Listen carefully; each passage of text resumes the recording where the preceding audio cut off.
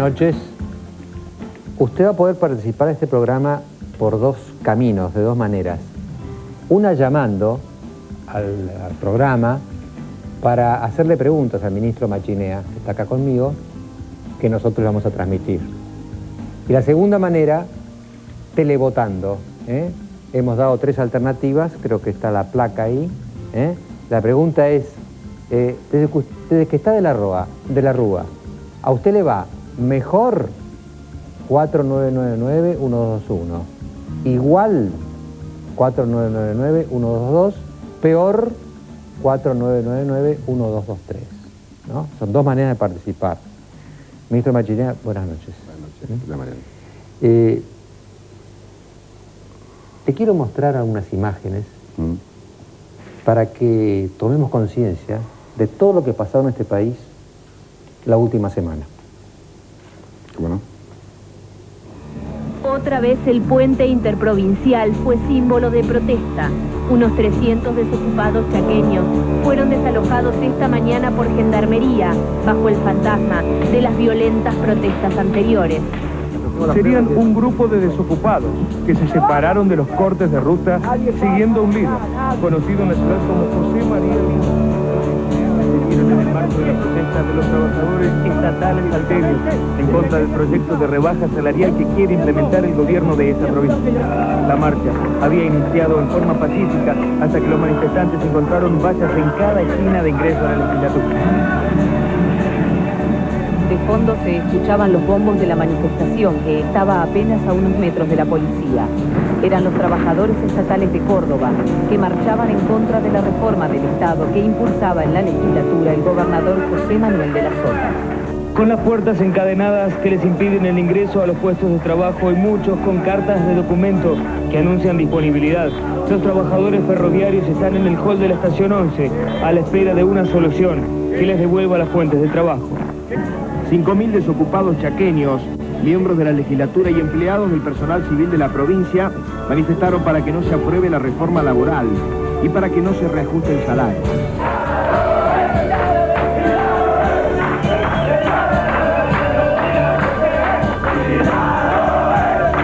Los empresarios agrupados en la Confederación Nacional de Transporte Argentino comenzarán esta noche un paro por tiempo indeterminado en apoyo al que están realizando los transportistas de Santa Fe. El lockout se realiza en reclamo de una rebaja en el precio del combustible y también en las tarifas de peaje.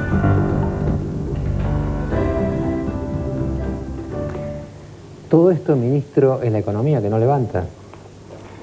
Todo esto yo creo que es una situación que vive el país hace un largo periodo de tiempo. O sea, es difícil achacar a este gobierno 14% de desocupación que no se resuelve de un día para otro. Es imposible, diría yo, achacar a este gobierno los problemas de exclusión social de la Argentina, 18 meses de recesión. O sea, el tema es, ¿esto se debe a lo que hicimos los últimos 3-4 meses o esto se debe básicamente a la historia argentina?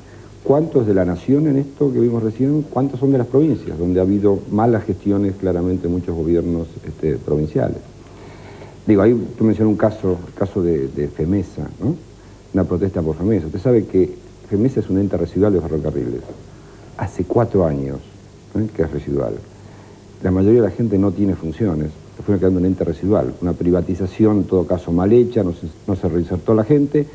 Y ahora hay que empezar a reducir el personal. Estamos tratando de ubicar el personal parte en los ferrocarriles privados, estamos tratando de ubicarlo parte en la parte de navíos de control, y parte hay que reducirlo, porque la cuestión esa que dijimos en su momento, que la reducción del gasto público era importante, algunos dijeron que no era tan importante, podemos hablar sobre este tema después.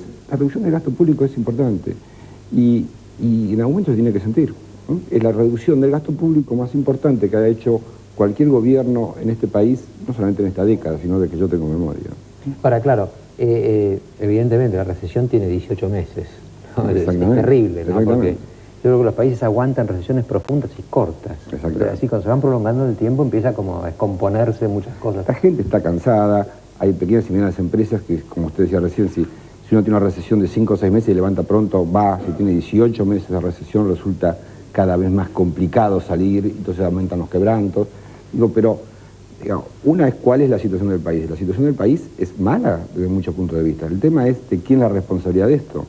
De los que gobernaron antes, de un gobierno que lleva 120 días en el poder. Ahora, usted esperaba que se levantara, que la reactivación viniera antes, ¿no es cierto? Y después, primero se dijo en marzo empieza la reactivación, después se dijo en el segundo semestre, ahora se dice no, en abril. Sí. ¿Alguien sabe cuándo viene la reactivación? La reactivación ya está, digamos, esto es absolutamente claro. La reactivación está tomando distintos indicadores. El índice de producción industrial que toma el INDEC, que es oficial, da algo menos de 3% del primer bimestre respecto al primer bimestre del anterior. El que toma una entidad privada como es Fiel da 8%. El consumo de gas aumentó 9%, el consumo de electricidad aumentó 12%. Tenemos claramente una producción agrícola que va a ser no récord, pero cercana a la récord de la Argentina. Y los indicadores que tenemos de marzo muestran que la producción automotriz aumentó 70% de marzo respecto al marzo del año anterior. Que las exportaciones de autos aumentaron 18% este año. Las exportaciones a Brasil, ¿sabe, Mariano? Es el problema que tenemos con Brasil. ¿Sabe cuánto aumentaron en febrero? 40%. Respecto a febrero. El año anterior, 40%. ¿Qué pasó con los despachos de laminados en frío que se usan hacer para bienes durables al mercado interno? Aumentaron 11% marzo contra marzo. Lo que pasa es que vimos de una situación, de una caída de nivel de actividad económica muy profunda. Digamos, yo supongo que una persona del otro lado del televisor diciendo cifras muy lindas, pero a mí... Bueno, pero preguntémosle a los productores de autos si están vendiendo más o no están vendiendo más. Preguntémosle a los productores siderúrgicos si están vendiendo más o no están vendiendo más. ¿Qué está pasando con las exportaciones argentinas? Están aumentando casi 15% en el bimestre. Ahora, digamos, por más que la economía comience a moverse, yo creo que va a acelerar el ritmo de crecimiento. No, nosotros no vamos a borrar un día para otro 14% de desocupación, una situación de recesión de 18 meses. Eso es un proceso lento.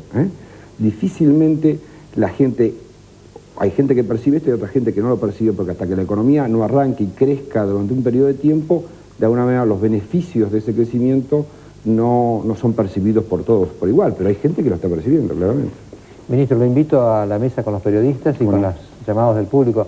Ya van 22.000 televotos.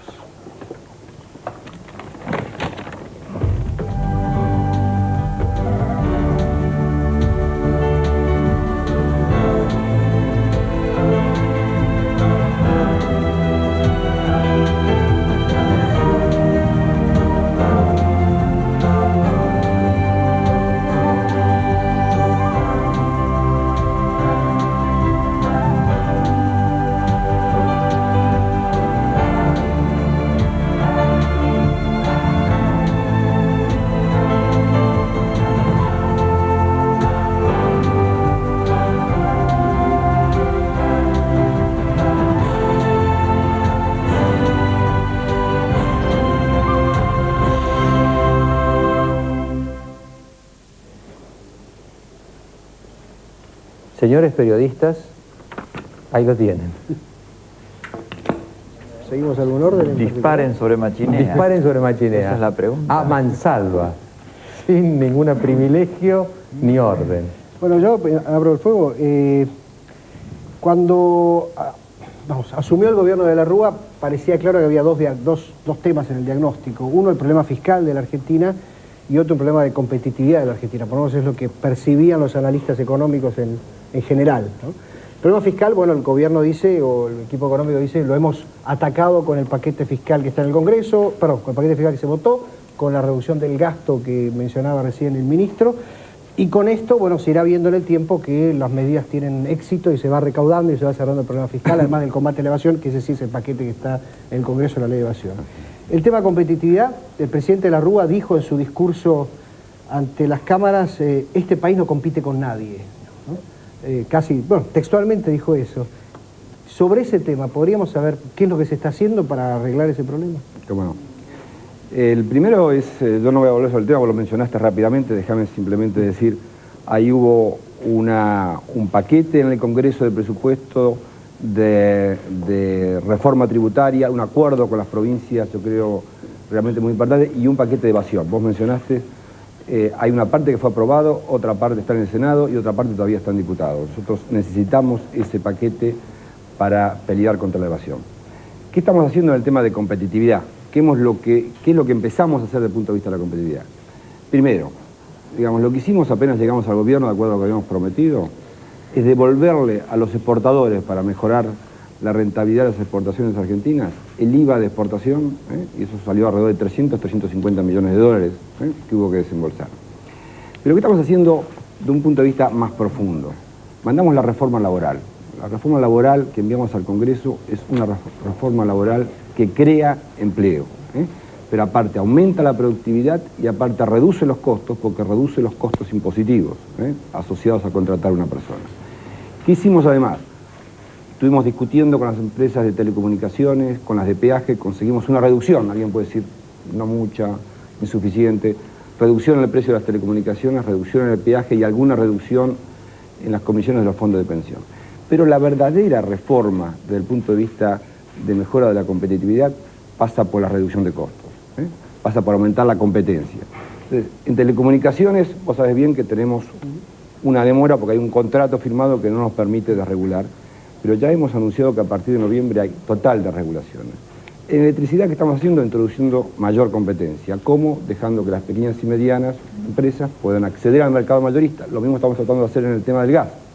Y en combustibles estamos exigiendo a las empresas, sobre todo a Repsol y YPF, que había tomado un compromiso en su momento, que venda una participación en el mercado para aumentar la competencia, aparte de otras medidas.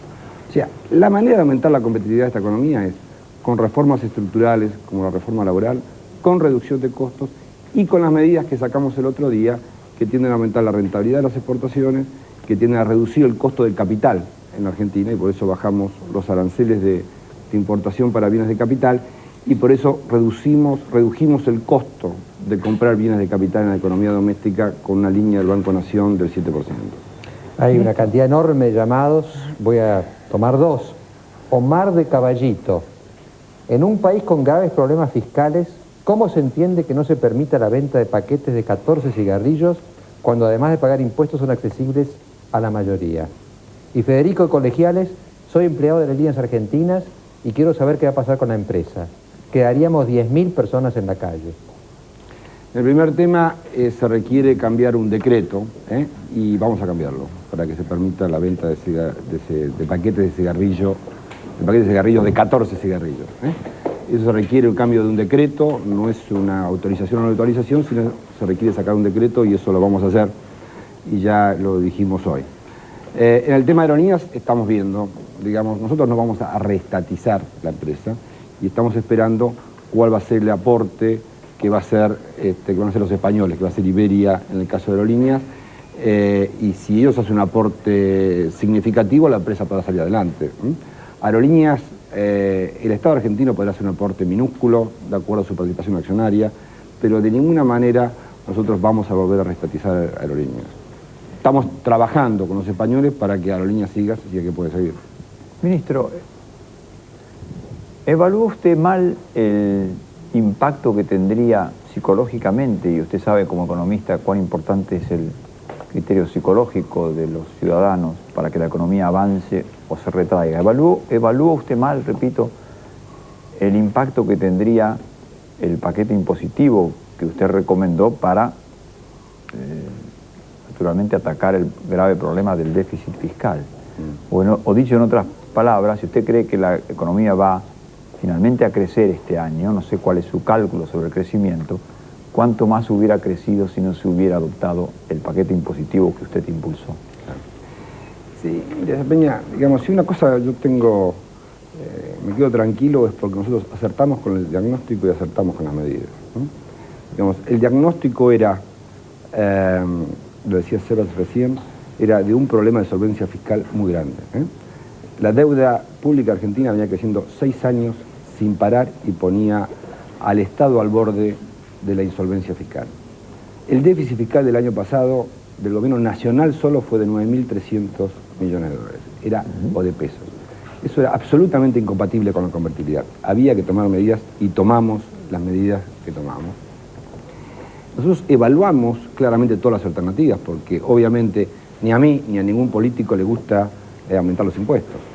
Pero la combinación razonable desde el punto de vista de reducción de gastos y de aumento de impuestos, que nosotros nos parecía que arreglaba el problema de solvencia fiscal sin afectar la competitividad. Así que sobre eso estamos absolutamente tranquilos, sabemos que la situación era muy difícil, pero teníamos que gobernar y estamos gobernando.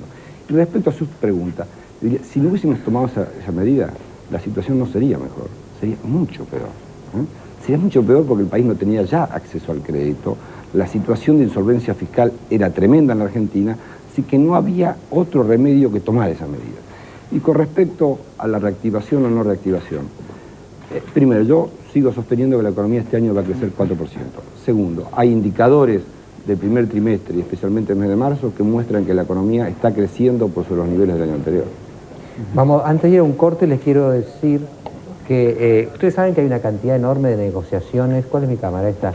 Una cantidad enorme de negociaciones por el tema de los debates, Ibarra, Cavallo, etcétera, ¿no? Y yo, como creo que es un deber de ellos debatir y nuestro, los periodistas, promover ese debate, he tomado una decisión que no sé cómo va a terminar. He decidido convocarlos a los dos públicamente para que el martes que viene a las 23 debatan aquí en Hora Clave. Espero la respuesta de ellos y confío que sea positiva. Van 24.000 televotos. Ya volvemos.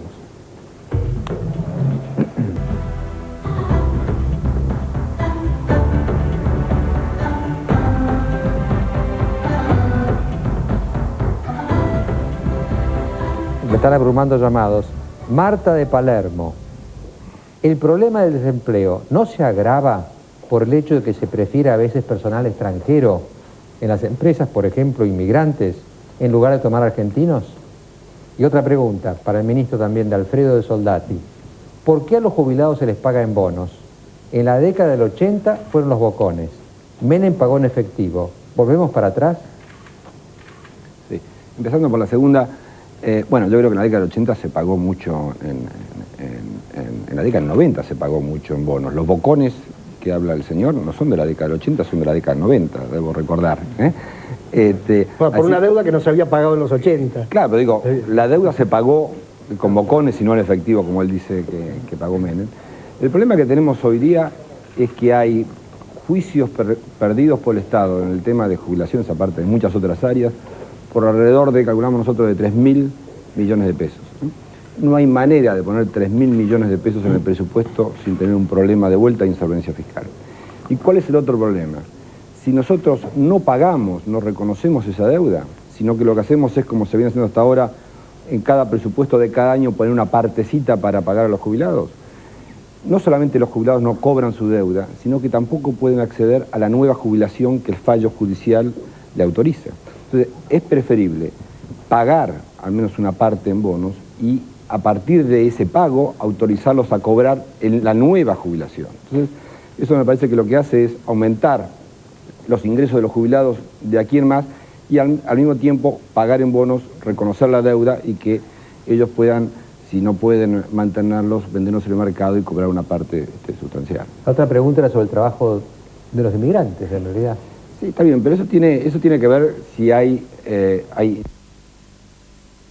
en blanco, de alguna manera desde el punto de vista legal, y hay inmigrantes ilegales. Yo creo que el problema de la inmigración tiene que ver con la legalidad y la legalidad o ilegalidad de los inmigrantes, y lo que hay que combatir es obviamente la ilegalidad de los inmigrantes, pero difícilmente la Argentina, que es un país que nació de inmigrantes, pueda cerrarse a la inmigración. Lo que hay que combatir es la ilegalidad, como en tantas otras cosas. Carnota. Ministro, sí, tenía varios temas puntuales para preguntarle, pero teniendo en cuenta el divorcio que existe generalmente entre lo que piensa, siente, percibe la gente y lo que siente, percibe y piensa el funcionario, me permito robarle la pregunta al televoto. Desde que está de la Rúa, ¿usted cómo está? ¿Mejor, igual o peor? ¿Yo? Sí.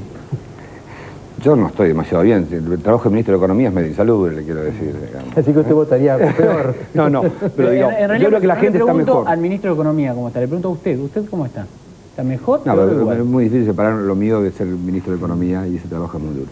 Yo creo que hay razones, si yo no estuviera en el Ministerio de Economía, para decir que estoy mejor, digamos. Hay un cambio de cultura en la conducción política de la Argentina. Este es un gobierno a imagen del presidente de la Nación. Es un gobierno con austeridad, es un gobierno con honestidad, es un gobierno con trabajo, al estilo del presidente de la Nación, y esto es un cambio, me parece, realmente muy fuerte desde el punto de vista cultural. Es un gobierno que está tomando medidas para evitar lo que hubiese sido una situación realmente muy complicada.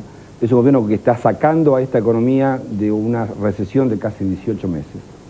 Ahora, yo no digo que la gente esté bien, digo, porque su percepción es, su pregunta es... yo no le pregunto sobre el gobierno, le pregunto sobre usted. No, por eso digo... Por ejemplo, ¿usted compra lo mismo en el supermercado que antes de que asumiera de la Rúa, con la misma plata o no? Los precios en los supermercados están un poco más baratos. Desde que asumió de la Rúa diría que están básicamente iguales que lo que estaban. O sea, está igual, en ese aspecto, por ejemplo, está igual. Sí. ¿Y en líneas generales usted está igual, peor? No, yo estoy mejor, le acabo de decir por qué estoy mejor, digamos, porque creo que hay un cambio de cultura política en la Argentina, que me parece no un tema menor. Yo creo que el país estaba cansado de una historia de frivolidad, de falta de austeridad, y creo que hay un cambio claro en el gobierno desde ese punto de vista. Y desde el punto de vista económico, la gente no va a percibir si está mejor ahora que lo que estaba hace 4 meses. Eso es por lo que venía explicando antes. O sea, acá no hay un divorcio entre lo que piensan los funcionarios y lo que piensa la gente. Yo creo que la gente está mal, no puede sino estar mal cuando la tasa de desempleo es la que es y cuando vivimos de un periodo tan largo de recesión. Bueno, digamos, entonces, si la gente está mal y, por ejemplo, usted en este caso está bien, hay una especie de diferencia. No, la gente está mal. Usted me preguntó si uno estaba mejor o peor. Yo digo que la gente está mal, pero está mejor que antes de asumir de la Rúa. ¿Por qué le extrañan? Le ponen la carita, es así. Entonces, en términos relativos, la gente está mejor, digamos, es eso, la gente está mejor, es claro, lo cual no quiere decir que la gente esté bien, porque 14% de tasa de desempleo, 18 meses de recesión, digamos, y los problemas de exclusión social que presenta este país no se arregla de un día para otro. Entonces digo, en términos relativos, la gente está mejor. Diría, Fernando, no es igual a ahogarse en una pileta de 20 metros de profundidad que una pileta de 18 metros de profundidad. Se están ahogando a menos profundidad. Bueno, hay menos profundidad, por lo menos. A lo mejor quizá un día salga, no es lo que te quiere decir. No, no quiero decir eso, no. Yo quiero decir que hoy día, a diferencia de lo que había hace 6 meses, hay una esperanza que hace 6 meses no había. Betty de Florida, ¿qué propuesta tiene para los mayores de 40 años? Somos descartables, nos cierran las puertas en todos lados. Y Milagros de Salta, ¿le parece legal el descuento del 20% que se hizo a los salarios en Salta? La primera, el Ministerio de Trabajo está imaginando algunas políticas para los mayores de 40 años y especialmente para las mujeres mayores de 40 años y en muchos casos jefas de familia, mujeres jefas de familia. Entonces vamos a tratar de introducir desde el punto de vista impositivo algunos estímulos para que incentivar la demanda de ese sector de alguna manera de la población. Y yo no me puedo hacer responsable de lo que hizo el gobierno de Salta. Lo que sí sé es que los gobiernos provinciales tienen que hacerse responsables de la situación en que están. Yo digo, yo no conozco exactamente lo que pasó en Salta, pero digo, si Salta tomó alguna medida, supongo, yo no me voy a hacer cargo del gobierno de Salta, o no se le ocurrió al gobernador, digamos, una idea mejor, o antes se habían cometido muchos errores y hubo que corregirlo de esta manera. Ahora, no es que a mí me parezca bien o mal, y siempre cuando se reducen los salarios no me parece bien, pero en todo caso no es una responsabilidad del gobierno nacional. Bueno, vamos a ir a un corte, van 27.000 televotos.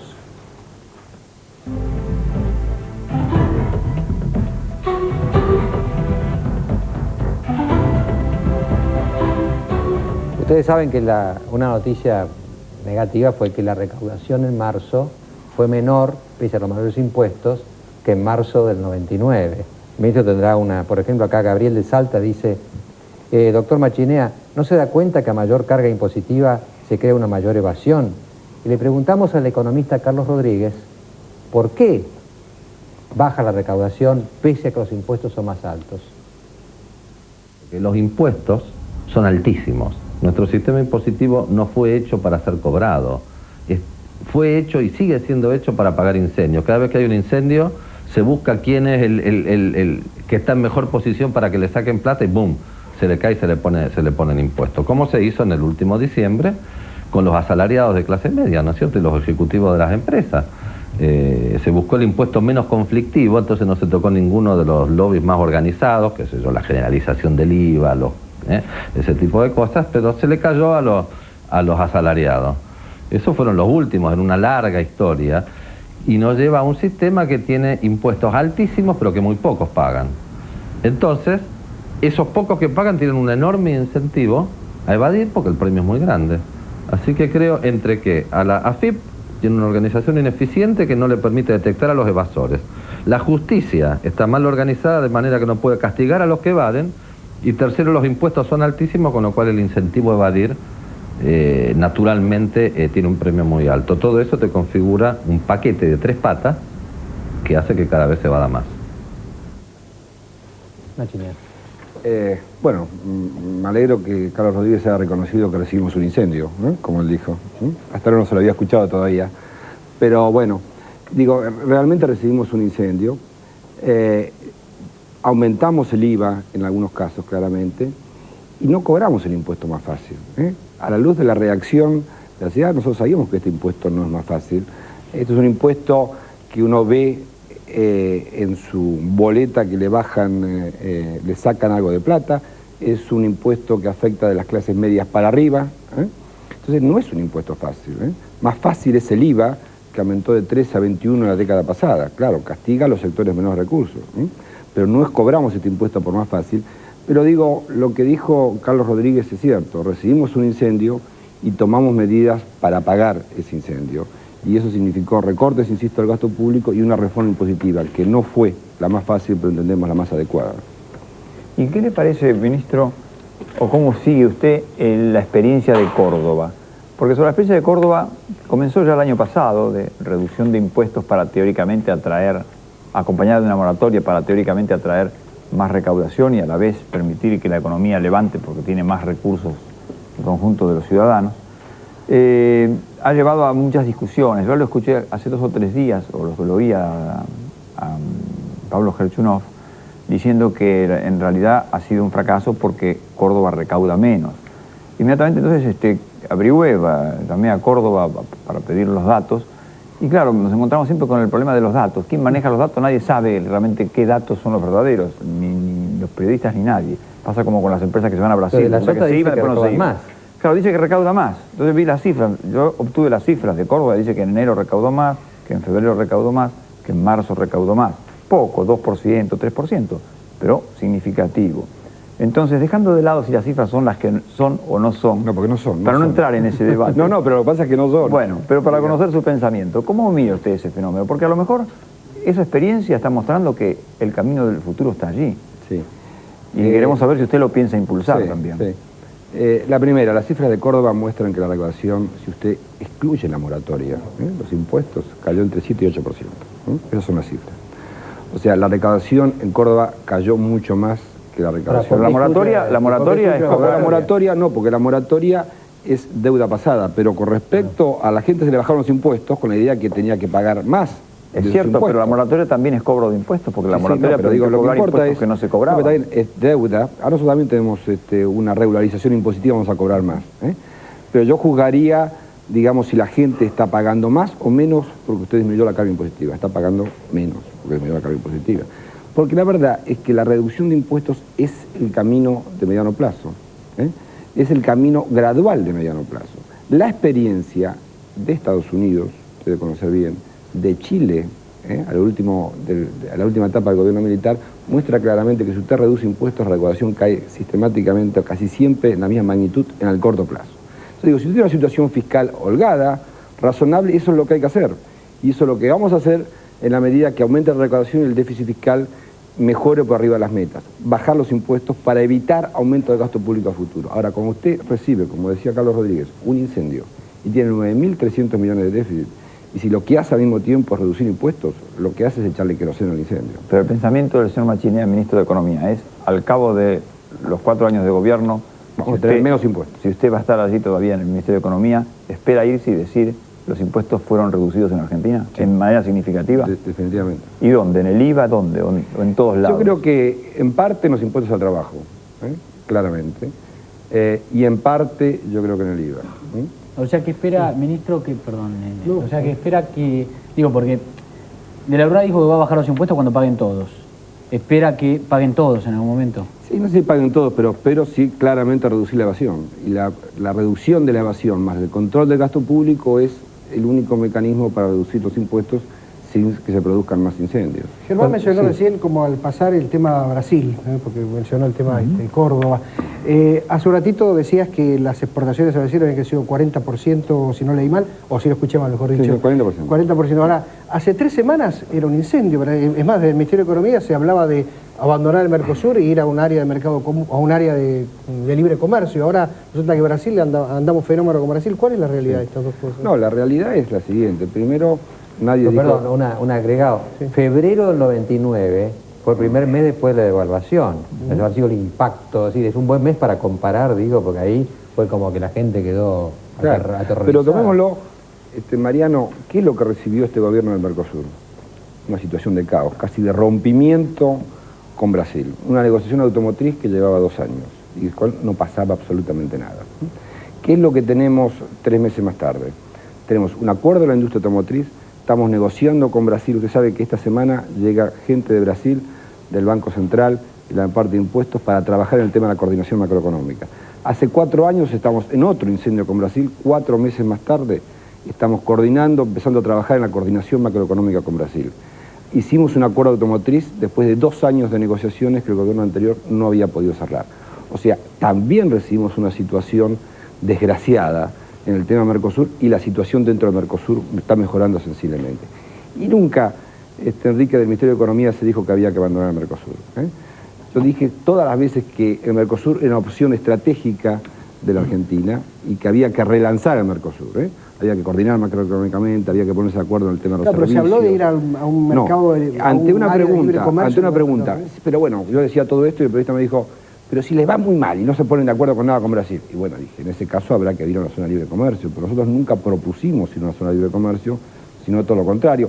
Y ahí también se nota un progreso notable ante una situación casi de quiebre del Mercosur que teníamos en diciembre.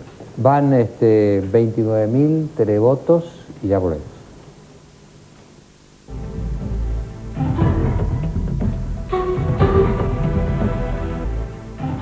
Magnífica, la moquette de lana que Calpacán exporta al mundo.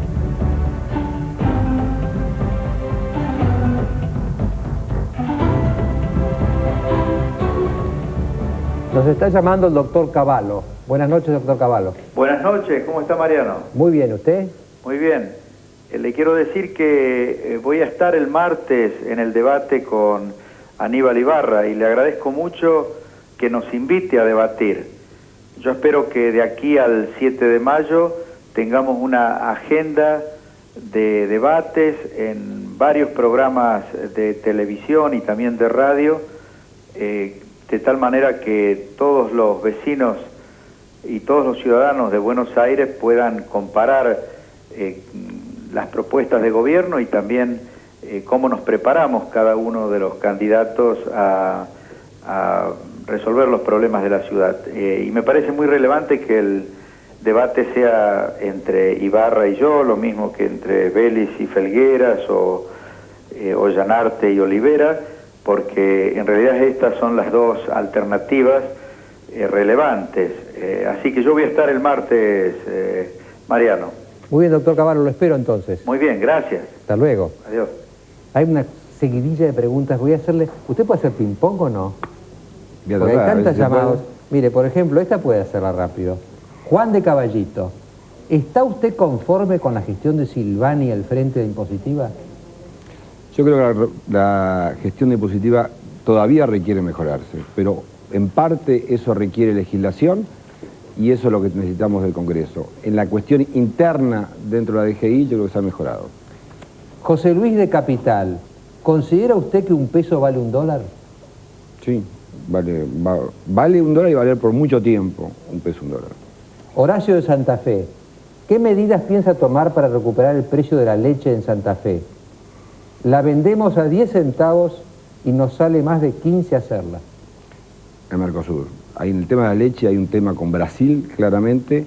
Digamos, hay que abrir de vuelta al mercado y restricciones fitosanitarias en Brasil y hay que levantar esas restricciones fitosanitarias. incremento de demanda interna y Mercosur me parece que es el camino. El de más largo plazo es abrir otros mercados, por ejemplo los mercados europeos. Hoy hablaba esto con el ministro de Relaciones Exteriores de Francia diciendo cuándo van a terminar con los subsidios y las restricciones. Roberto de Lanús, esta es media brava, ¿eh?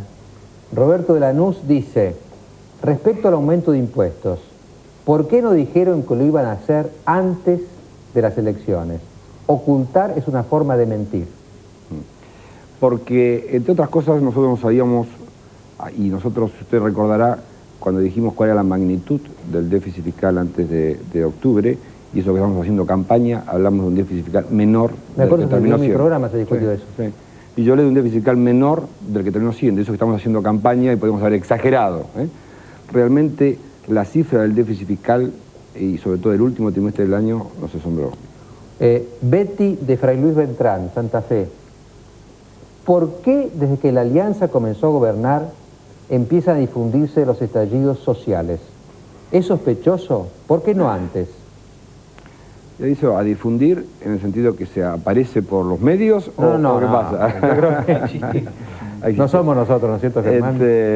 Siempre somos nosotros. Siempre la culpa. ¿Qué estallido? ¿Lo del comandante Chelo, por ejemplo? No, no ese debe ser otro.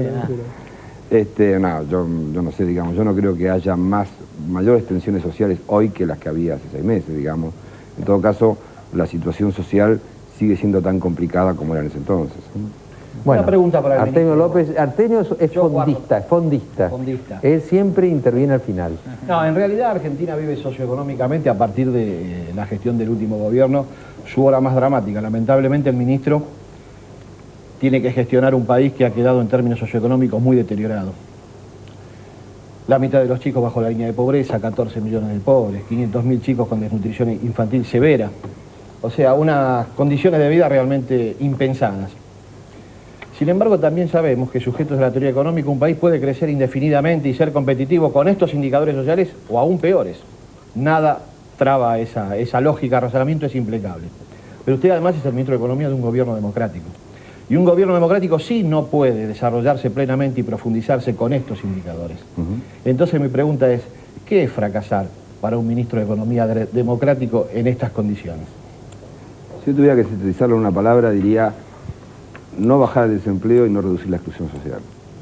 Definitivamente, digamos. Si no logramos eso, habremos fracasado. Después podemos discutir al cómo lo hacemos. Pero, digamos, el objetivo es bajar la tasa de desempleo y reducir la exclusión social que usted acaba de escribir con algunos indicadores realmente dramáticos. Ese es el objetivo del gobierno. Y yo entendería que la gestión económica ha fracasado, si bien no solamente depende de la economía, sino de otras áreas del gobierno, pero desde el punto de vista de la economía yo me sentiría fracasado si no conseguimos reducir esa exclusión social. ¿Qué les va a dar la tasa de desempleo en mayo?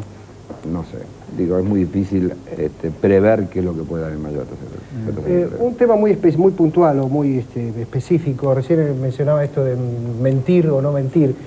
Hay un proyecto del gobierno enviado, o que se va a enviar al Congreso, para reabrir las jubilaciones de reparto, para reabrir el sistema de reparto.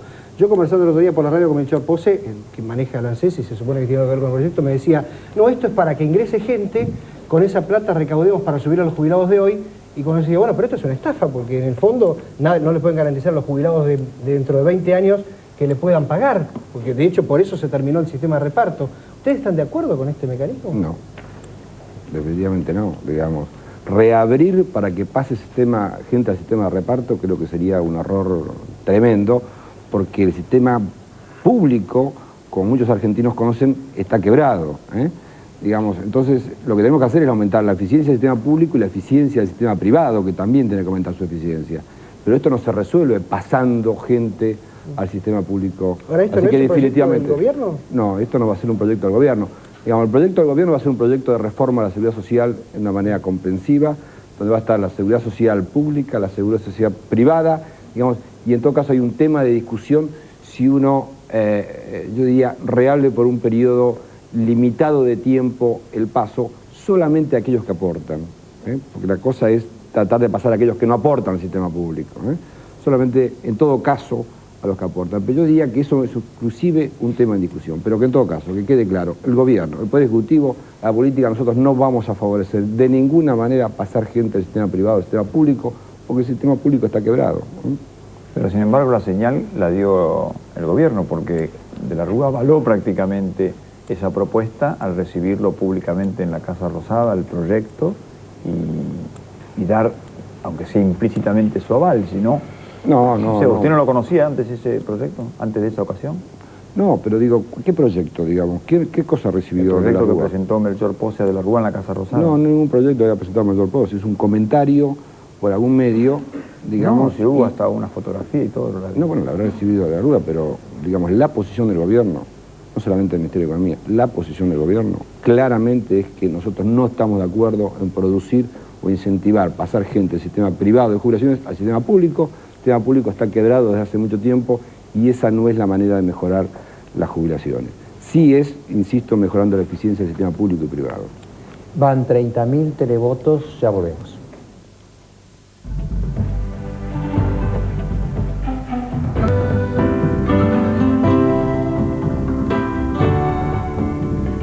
Bueno, es el último bloque del programa. Vamos a dar la placa del televoto, como ha salido, y voy a ver qué reacción tiene el ministro ante los datos que registren esos televotos. Pero antes tengo que dar un derecho de réplica.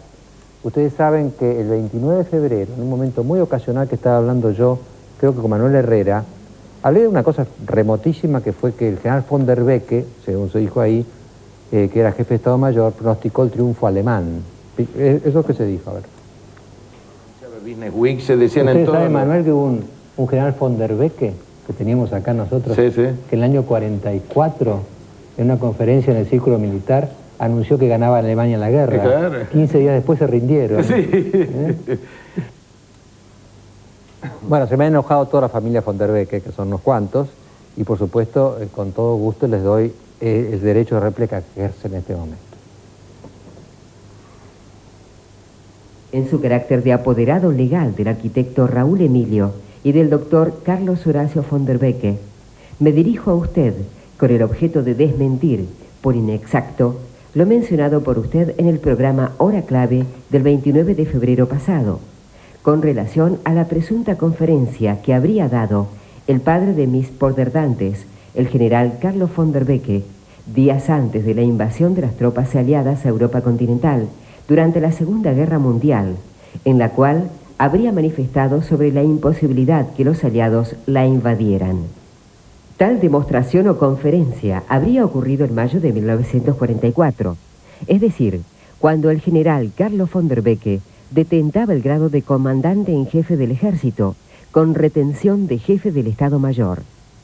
En virtud de ello, La Nación, de fecha 27 de julio de 1946, y en la misma fecha, en el Boletín Militar, transcriben la desmentida del señor general, quien dirigió al señor ministro de Guerra una carta, cuyos párrafos específicos sobre el tema decían: no di tal conferencia en el círculo militar, en donde tales actos son de carácter público, ni en parte alguna. Debo agregar, señor ministro, que no solo no figura entre las misiones del comandante en jefe del ejército dar conferencias sobre el desarrollo futuro de una guerra, sino que más aún, ello está expresamente prohibido para todos los militares en actividad. Habiéndole aclarado la verdad histórica, lo saludo con la consideración que usted merece. Doctor Edmundo Federico von der Becke. Bueno, ahora corresponde dar, me parece, ¿no?, las cifras del televoto. Fíjense bien, mírenlas bien. ¿Dónde están? ¿No están? La gente sigue llamando todavía. Pero... No, ahí están. A ver, yo acá no veo nada. Acá está, sí. ¿Cuánta gente? No sabemos cuánta gente votó, no las pusieron.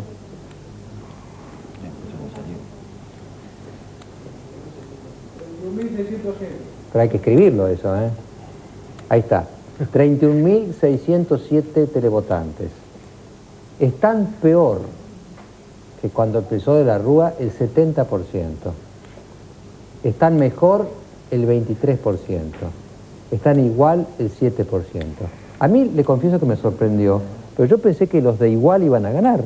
Porque en 4 meses dije, bueno, que eso quizás refleja sensaciones. Claro, la sí. economía son sensaciones y por eso es interesante conocer cómo un economista como Machinea actúa frente a las sensaciones, porque también es el rol de los economistas actuar frente a sensaciones, siempre lo ha sido, ¿no es cierto? Yo creo que en los primeros meses del gobierno de la Rúa se dieron una serie de señales con velocidad y efectividad, sobre todo frente a los mercados internacionales, que, aunque parezca mentira, son quizás más fáciles de convencer que el mercado interno, que es mucho más desconfiado y más lento de reacción. Pero las primeras señales fueron muy rápidas. Quizás la gente se ha hecho una gran ilusión y ahora se siente mal. No lo sé, pero es difícil convencer al mercado interno. Pero la sensación que yo tengo, y también hablo de vuelta de sensación, es que tras unas señales veloces y eficaces en el primer momento dirigidas al mercado internacional que eran necesarias, lo que parece faltar son el grupo de señales de qué viene ahora, qué vamos a hacer ahora, cuál es el calendario de las próximas cosas que estamos teniendo entre manos, que produzca ese shock de confianza que es necesario para arrancar. ¿Y cuáles son esas medidas? Sí. Machinea, tu reacción. Mi reacción, bueno, digamos, siempre la opinión de la gente es importante, así que la primera reacción es que hay que tomar en cuenta esto, digo, más allá de la magnitud o el tamaño de la encuesta, ¿no? Yo creo que la reacción ante eso tiene que ser lo que yo dije recién, que era una característica de este gobierno, ¿no?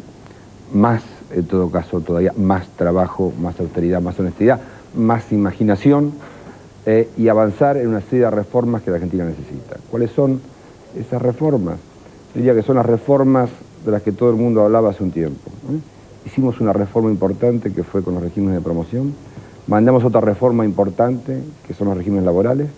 Creo que necesitamos, si me da, y que eso van a estar todas antes de junio, mayor competencia del sistema de los sociales, una reforma de la seguridad social, una ley de coparticipación nación-provincias, más competencia para bajar el precio de los servicios, más de regulación, defensa del consumidor, más defensa del consumidor de lo que hubo en la última década y articular mejor los programas sociales. Esas son que se podía definir como una reforma más integral del sector público, diría yo, no solamente los programas sociales, más integral del sector público. Yo diría que esas son las reformas pendientes, son las reformas en que está empeñado el gobierno y la mayoría de estas reformas van a conocer la luz pública antes de mediados de año. Bueno, yo voy a terminar este programa agradeciéndole al doctor Machinea su presencia, su confianza, con un dibujo que no le va a gustar al doctor Machinea, porque se refiere a un economista que usted no lo quiere mucho, que es Laffer. Bueno, pero voy a dibujar acá. Ustedes saben que Laffer fue un economista que influyó mucho en Reagan en su momento y en la baja de impuestos, o en De la Sota, no sé en qué, no en Machinea, diría yo.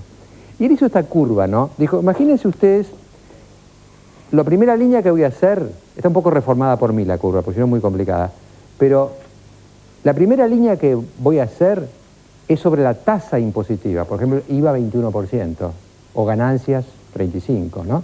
Usted puede tener una tasa del 0 o del 100. Imaginemos que la línea es esta, ¿no? Usted puede cobrar desde 0 hasta 100, porcentaje a todo, ¿no? La otra línea es la recaudación. ¿Cuánto se recauda con la tasa? Entonces, según Laffer, al principio, si usted tuviera un país maravilloso en que se cobra 0, y usted empieza a cobrar 1, 2, 3, aumenta la recaudación, ¿no? Pero hay un punto, cuando usted llega a cierto nivel un poco misterioso, que se empieza a caer la recaudación. Y si usted cobrara 100, cobraría 0. Si usted dijera, cobro 100, cobraría 0 porque ya nadie pagaría nada. Entonces, el tema es, ¿dónde está la Argentina? ¿Dónde está la cruz? ¿Estamos ya acá? ¿Estamos como una saturación que empieza a hacer caer la recaudación? ¿Se puede cobrar un poco más? Esta es la pregunta, aunque yo sé que a ustedes no les gusta mucho. ¿Puedo comentar sobre eso un segundo? Sí, cómo no. Primero, depende cómo reciba la economía. De la Sota recibió con equilibrio fiscal o casi superable. Nosotros recibimos con un déficit extraordinario. Segundo, en la época de Reagan aumentó el déficit de una manera extraordinaria en Estados Unidos. Eso es incontrastable. O sea que Laffer falló en Estados Unidos. Bajó los impuestos y cayó la recaudación y aumentó fuertemente el déficit. Lo que pasa es que Estados Unidos tiene capacidad para endeudarse. y aumentó su deuda de una manera extraordinaria durante un montón de años. Ahora tienen equilibrio. Argentina no tiene capacidad de endeudarse. Entonces, Argentina no puede esperar 10 o 15 años para recuperar esa situación. Yo diría, el punto de arranque es muy importante, Mariano. De la Sota pudo hacer lo que pudo hacer en Córdoba porque recibió una economía equilibrada desde el punto de vista fiscal. Nosotros recibimos una economía con un déficit muy grande. Y lo que usted dice, 35% de ganancias, ¿la pusimos nosotros o la puso el gobierno anterior? 21% de IVA, ¿la pusimos nosotros o la puso el gobierno anterior? Porque parece que fue la responsabilidad nuestra. Bueno, muchísimas gracias. Espero tener el debate de Cavallo Ibarra el martes que viene a las 23. Hasta entonces.